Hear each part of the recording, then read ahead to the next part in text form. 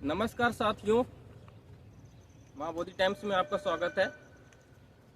आज 2 नवंबर 2023 को मैं आपसे एक बहुत ही ज़रूरी बातों को साझा करना चाहता हूँ, जो कि हमारे देश के लिए बहुत बड़ी महत्वपूर्ण सूचना है, जो मैं आपसे साझा करना चाहता हूँ। वह यह है कि हमारे राज्यसभा के एक सांसद हैं केरल के, जिनका नाम है जॉन ब्रिटास, माननीय श्री जॉन ब्रिटास। उन्होंने राज्यसभा में एक सवाल पूछा था कि सर, पिछले 5 सालों में जितने भी यूपीएससी के माध्यम से जो हमारे देश में जो अधिकारी नियुक्त होते हैं, जो अधिकारी परीक्षा पास करके आते हैं, वो कितनी संख्या में अभी तक भर्ती हुए हैं पिछले 5 सालों में, और उनकी समूहवार, जातिवार उनका क्या संख्या है, ये इसकी जानकारी उन्होंने मांगी थी, जिसकी जानकारी 23 मार्च 2023 को सरकार को देनी थी। तो वह डेटा आ चुका है, और किस तरीके से ओबीसी, एससी, एसटी की हकमारी उसमें की गई है,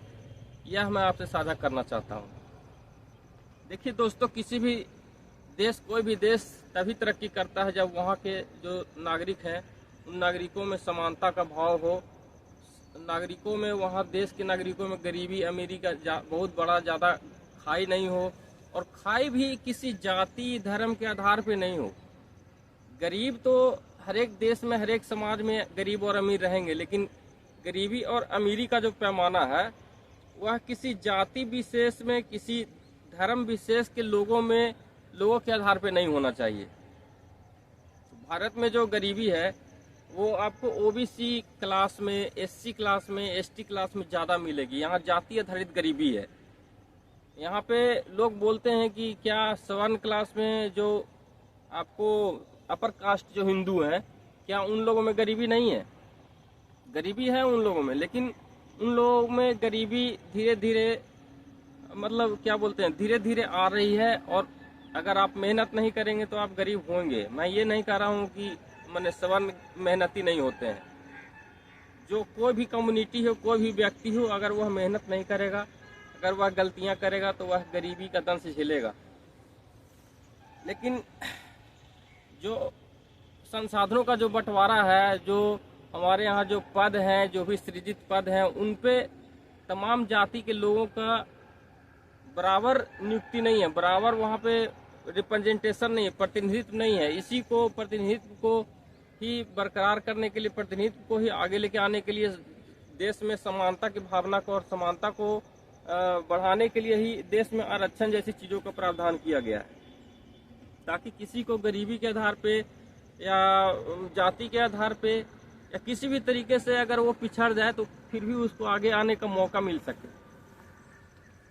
तो मैं बात कर रहा था दोस्तों कि देश में पिछले साल अभी जो डेटा आया है उसमें किस तरीके से ओबीसी, एससी, एसटी की हकमारी की गई है। मैं आपको एक स्क्रीनशॉट दिखाना चाहता हूं, और उसके बारे में बात भी करेंगे। अभी आप पहले इसको देखने का काम करिए। ये देखिए, ये अभी तक, एक सेकेंड,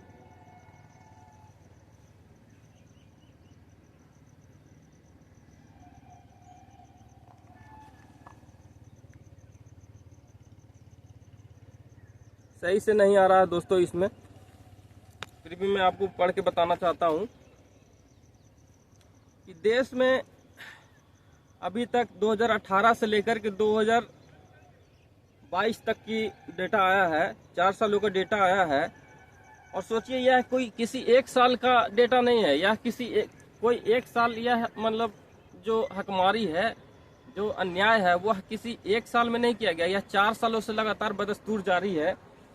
वह डेटा यह है दोस्तों कि देश में अभी तक लगभग 4635 आईएएस, आईपीएस और इंडियन फॉरेन सर्विसेज के जो अधिकारी हैं वो पास किए हैं अभी तक, 2018 से लेकर के 2022 तक।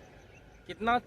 4635। उसमें से ओबीसी नियुक्त हुए 695, 4635 में से ओबीसी 695, और एससी क्लास 334, और एसटी क्लास 166, एसटी 166। सोचिए, 4635 में से मात्र 695 ओबीसी, मात्र 334 SC क्लास और मात्र 166 ST क्लास। कुल मिलाकर के OBC SC ST को कुल मिलाकर के होते हैं 1195, जबकि नियुक्तियां कितनी हुई हैं 4635। अगर 4635 में से 1195 को घटा दिया जाए तो बचता है 3440। तो सोचिए, जो लोग आरक्षण का रोना रोते रहते हैं और बताते रहते हैं कि देश पीछे चला गया, देश आरक्षण की वजह से पीछे चला जा रहा है, उनको यह इस डेटा पे कोई भी अचंभा नहीं होगा, क्योंकि वो लोग अन्याय उनके साथ नहीं हो रहा ना, और फिर भी देश तरक्की नहीं कर रहा। आप समझिए कि 3440 हो जा रहे हैं नियुक्त, मतलब प्रतिशत में अगर देखा जाए तो लगभग 70% लोग नियुक्त हो रहे हैं वो लोग। तो आरक्षण कहाँ है, आरक्षण मिल रहा है कि नहीं मिल रहा है, इसको पकड़ने की बात है, और क्यों देश पीछे जा रहा है इसको भी पकड़ने की बात है कि 70% वो लोग नियुक्त हो रहे हैं। और आज तक मैं आपको एक और डेटा शेयर करना चाहता हूँ, इस बात को माननीय राहुल गांधी भी उठा चुके हैं, उस डेटा के बारे में भी मैं आपसे बात करना चाहता हूँ। राहुल गांधी ने तो बाकायदा प्रेस कॉन्फ्रेंस में लोगों से पूछा था कि यार यहाँ पे कोई आदमी हाथ उठा दे जो OBC या SC ST क्लास का कोई हो, जो यहाँ पे उनके प्रेस कॉन्फ्रेंस में आया हो। तो एक हाथ नहीं उठा पाया था, एक बंदा हाथ उठाया तो वो कैमरामैन था। राहुल गांधी को बोलना पड़ा यार कि तुम्हारी बात मैं बात नहीं कर रहा हूँ, मैं बात कर रहा हूँ एडिटर्स की, मैं बात कर रहा हूँ एंकर्स की, ठीक है। हाँ, तो आप मतलब ड्राइवर हो सकते हैं, आप चपरासी हो सकते हैं, आप सेना में भी जा सकते हैं, सेना में भी आपकी रेजिमेंट नहीं है, सेना में भी रेजिमेंट जो है वो राजपूत रेजिमेंट मिलेगा, समझ रहे हैं। सेना में भी जो लड़ाकू कौम है OBC SC ST का, उसके रेजिमेंट नहीं है। और जो स्वर्ण क्लास का जो लड़ाकू कौम है, तो स्वर्ण क्लास के लड़ाकू कौम उनकी संख्या ही नहीं है दोस्तों, मात्र 15% वो लोग हैं। इसकी वो लोग पहले बिहार में भी वो लोग बहुत लंबी लंबी बात करते थे कि हमारी जनसंख्या इतनी कम नहीं है, लेकिन बिहार में जातिगत जनगणना आने के बाद सब कुछ क्लियर हो चुका है। मात्र यहाँ पे OBC बिहार में 63% है दोस्त, OBC SC ST मिला के 85% हो रहे हैं बिहार में। तो हाँ, मैं बात कर रहा था कि किस तरीके हमारे मतलब ये पूर्व से जो भारत सरकार में जो सचिव हैं और जो एडिशनल सचिव हैं और जो ज्वाइंट सेक्रेटरी हैं, उनकी मैं बात कर रहा था कि उसमें क्या हमारी जनसंख्या है, क्या हमारा प्रतिनिधित्व है। भारत सरकार के 89 सचिवों में से 89 सचिवों में से 85 सचिव जो हैं वो अपर क्लास हिंदू हैं, वो स्वर्ण क्लास के हैं 85। उसमें 85 में से OBC जो है 0 हो गए, 85 तो स्वर्ण हो गए, 89 में से 85। तो 4 कौन है भाई, जो बाकी 4 जो बचे हैं, OBC 0 हैं, SC 1 और ST आदिवासी 3। फिर उसके बाद 93 एडिशनल सचिव हैं देश में, उसमें से 82 सवर्ण है, 82 सवर्ण है, उसमें भी OBC 0, SC 6 और ST 5। दोस्तों, यह हमारे देश की असलियत है। आगे भी सुनिए, 275 ज्वाइंट सेक्रेटरी में से 234 सवर्ण, उसमें OBC 19, SC 13 और ST 9।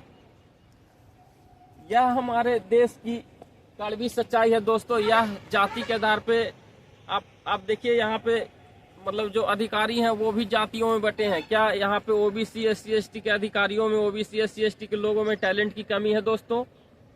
यह आरक्षण रहते हुए भी जब आरक्षित सीटों पे हमारी नियुक्ति क्यों नहीं हो पा रही है? क्या इस देश के OBC प्रधानमंत्री जो है वो इसका जवाब देंगे? यह जो मंत्रालय से, जिस मंत्रालय से डेटा आया है, यह मंत्रालय भी भारत के प्रधानमंत्री के अंदर में ही आता है। क्या वो बताएंगे कि क्यों हमारी हकमारी हुई? अब कुछ जो जिनके बुद्धि यहाँ पे, बुद्धि का जिनका अकाल है, वो यहाँ पे आएंगे और बोलेंगे कि अरे टैलेंट ही नहीं होगा तो कहाँ से भर्ती हो जाएगा, क्यों मतलब पास ही नहीं कर पाया होगा। इस तरीके की बचकाना बात करने वाले भी लोग हैं। उनकी बातों को मैं गलत नहीं मानता, क्योंकि गलत मैं उन लोगों को भी नहीं मानता जो OBC SC ST क्लास में जो हमारे अनपढ़ लोग हैं, जो हिंदू बनने के लिए ललायित हैं, जो हिंदू कहलाने में गौरवान्वित होते हैं, जिनको हिंदू हिंदू कहलाना है, समझ रहे हैं। बाकी भले ही वो ज्वाइंट सेक्रेटरी ना रहे, वो आपको एडिशनल सचिव ना हो, वो प्रोफेसर बनने जाएं तो उनको साक्षात्कार के दौरान NFS घोषित कर दिया जाए, नोट फाउंड सुटेबल, समझ रहे हैं ना। वो मतलब दरी बिछाने के लिए आरएसएस देश में हमारी संस्था, हमारे देश में एक आरएसएस नाम की संस्था है दोस्तों, आप सभी हम लोग जानते हैं। आरएसएस हिंदू खूब प्रचारित करता है, समझे। बीजेपी ये आरएसएस खूब हिंदू करता है, लेकिन हिंदू का अगर हिंदू से अगर इतना प्रेम रहता दोस्तों, तो क्या ज्वाइंट सेक्रेटरी में, एडिशनल सचिव में क्या आपकी भागीदारी नहीं होती? क्या आपके अंदर टैलेंट की कमी है? मुझे कोई बता दे, ओबीसी, मुझे कोई भी ओबीसी SC ST बता दे कि क्या आपके अंदर टैलेंट की कमी है? क्या हमारे भाई बंधु, क्या हमारी बहनें नहीं पढ़ रही हैं? क्यों हमारे साथ हकमारी हो रही है? हमारा जो निश्चित जो आरक्षण है वो भी हमारी सीटों पे क्यों नहीं है? आप पकड़िए कि जो मैंने आपको अभी जो डेटा बताया दोस्तों, एक सेकेंड, चलिए कोई नहीं, मुझे याद भी है। जो मैंने अभी आपको डेटा बताया था कि ओबीसी 695 नियुक्त हुए हैं, तो 695 हो रहा है 15.92%, और ST जो मैं एक सेकेंड देख लेता हूँ।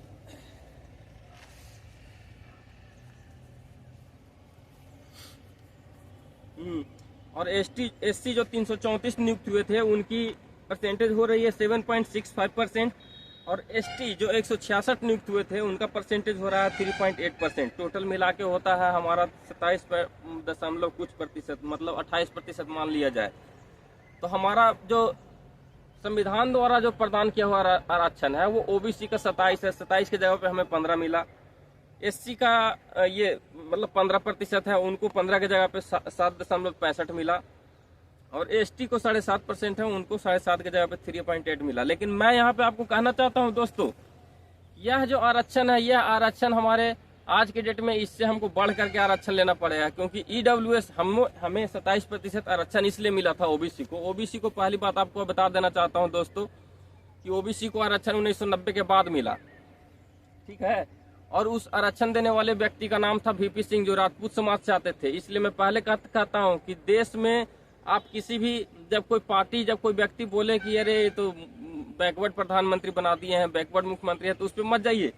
मैं पहले बता रहा था, आरएसएस इस देश में स्कूल चलाता है जो हमारे बच्चों को अपने विचारों से बिल्कुल ओत-पोत कर देता है। वह उसके विचारों में घुस जाते हैं, उन विचारों से नहीं निकल पाते। हमारे देश में जो हमारे समाज के जो लोग हैं वो पखंड में डूबे हुए हैं, वो उनको बिल्कुल भुला दिया जाता है। वो हिंदू और हिंदू मुसलमान करके, और बाकी उनकी नौकरियों से उनको कोई मतलब नहीं है, शिक्षा से उनको कोई मतलब नहीं है।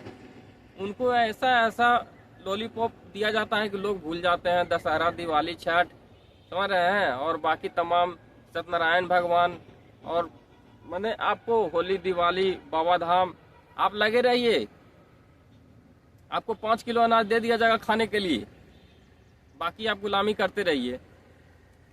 तो मैं कह रहा था दोस्तों कि आरएसएस इस देश में स्कूल चलाते हैं, और स्कूल के बच्चे वो एक संकल्प नामक संस्था भी चलाती है, जहाँ से यूपीएससी पास करके लोग जाते हैं, और यूपीएससी पास करके लोग जो जाएंगे, और जो दरी बिछाने वाले जो लोग हैं, दरी बिछाते बिछाते नेता भी बन जाते हैं कुछ एक आध, और उन्हीं को भी बताता है कि देखिए मैं ओबीसी प्रधानमंत्री बना दिया, ओबीसी सांसद बना दिया, ओबीसी को टिकट दे दिया, समझे। वो लोग आपका भला नहीं कर सकते हैं दोस्त। अगर ऐसा ही भला होना रहता तो मोदी के शासनकाल में ओबीसी का सबसे ज्यादा भला होता, और ऐसा ही अगर अन्याय होना रहता अगर जाति के आधार पर ही, तो VP सिंह जब प्रधानमंत्री थे तो ओबीसी को तो आरक्षण नहीं मिलना चाहिए था। इसलिए आप पकड़िए कि जो न्याय पर ये लोग होंगे, जो समता मूलक समाज का जो कल्पना करने वाले जो लोग होंगे, वो आरएसएस और बीजेपी से नहीं हो सकते हैं। मतलब मैं इसलिए कह रहा हूँ, इनकी 99% जो लोग होते हैं इसमें, इनका विचार ही बिल्कुल नफरत पर टिका हुआ है। इनका विचार ही है कि किस तरीके से ओबीसी SC ST को आगे नहीं बढ़ने देना है, किस तरीके, क्योंकि वो लोग टैलेंटेड नहीं है। वो लोग सिर्फ आपको प्रकार आपको रोकने का जुगत लगाने रहते हैं, किस तरीके से आपको रोक दिया जाए। मतलब जब प्रोफेसर की नियुक्ति हो रही है देश में, तो प्रोफेसर की नियुक्ति में आपको NFS क्यों घोषित कर दिया जा रहा है? आप इंटरव्यू में सबसे ज्यादा नंबर लेकर आ रहा है ओबीसी और SC ST कैंडिडेट, मतलब रिटर्न में, लेकिन इंटरव्यू में जाकर के उसको NFS कर दिया जा रहा है कि ये लायक नहीं है, प्रोफेसर बनने लायक नहीं है। बताइए, ये खेल चल रहा है दोस्तों। तो देखिए, देश को हम लोग कहावत है ना कि देश को PM CM और DM चलाता है, तो हाँ सही है, देश को PM CM DM चलाता है। जब ओबीसी, जब ये RSS के जो बंदे होते हैं, जब ये DM बनेंगे तो ये उनके इशारे पे काम करेंगे। ये विपक्षी नेताओं को ये करेंगे, क्या बोलते हैं, गिरफ्तार करेंगे, ये बैकवर्ड लोगों को वोट देने से वंचित करेंगे, बैकवर्ड लोगों को फर्जी मुकदमों में जेल में डालेंगे, ये गरीबों का शोषण करेंगे दोस्तों इनका। और इसके साथ ये किसानों को उनके इशारों पे डंडे मारेंगे। तो इस तरीके के से दोस्तों मैं और आगे आपसे चर्चा करना चाहता हूँ कि किस तरीके से आप पकड़िए कि आपकी कहाँ पे भागीदारी नहीं हो पा रही है, क्यों आपकी भागीदारी नहीं है। आपको थैंक्स बोलिए जॉन ब्रिटास का, जिनकी वजह से इतनी बड़ी संख्या, इतनी महत्वपूर्ण जानकारी हम लोगों तक आ सकी।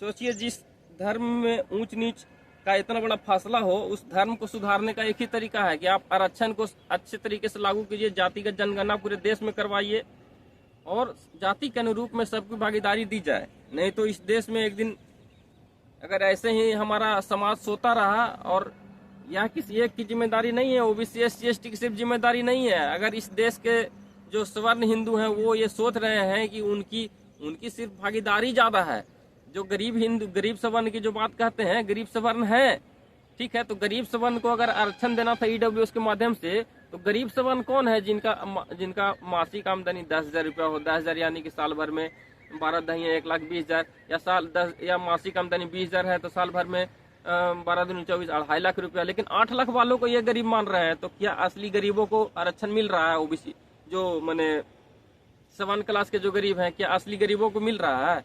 इनका मुख्य मकसद है कि किसी तरीके से बैकवर्ड को और SC को रोकना, समझे। तो ये आपकी भी जिम्मेदारी है। अगर आप भी इस देश में नहीं चेते, सवर्ण क्लास के भी लोग अगर इस देश में नहीं चेते, तो आपके जो गरीब जो लोग हैं, वो भी गरीबों के लिए कोई मतलब नहीं है दोस्त। उत्तर प्रदेश में जो अभी दीक्षित परिवार था, जिसके घर में मंदिर भी बना हुआ था, उसको घर में मंदिर में आग लगा दिया गया यार प्रशासन के द्वारा, उसको बुलडोजर चला दिया गया उसके ऊपर, और उसके बाद उसको माँ और उसकी बेटी, उसकी बहन जो है उसी में जल करके मर गई, दब के मर गई। और वहीं जब वहाँ पे एक बड़ा फैमिली जो कोई तिवारी जी थे, जब उत्तर प्रदेश की पुलिस की गोली से मारे गए, तो उनको 40 लाख तुरंत मुआवजा दिया गया, उनकी पत्नी को OSD का नौकरी दिया गया। तो सोचिए, गरीबी और अमीरी के आधार पे भी यहाँ पे शोषण होता है दोस्त। इसलिए ऐसा मत समझिए कि अगर आपके लिए RSS जाति के नाम पे काम कर रहा है तो सिर्फ आपका गौरव बचेगा, लेकिन जो अंदर का जो जमीनी सच्चाई है ना, जमीन पे जो गरीब लोग हैं, जो सवर्ण क्लास को, वो भी गरीब ही रहेंगे। ऐसा मत समझिए कि आपके साथ न्याय मिल जाएगा आपको।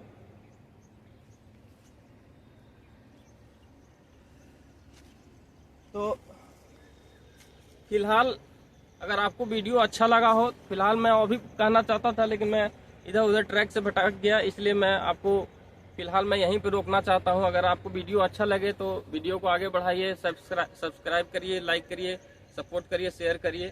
थैंक यू दोस्तों। जय हिंद, जय भारत।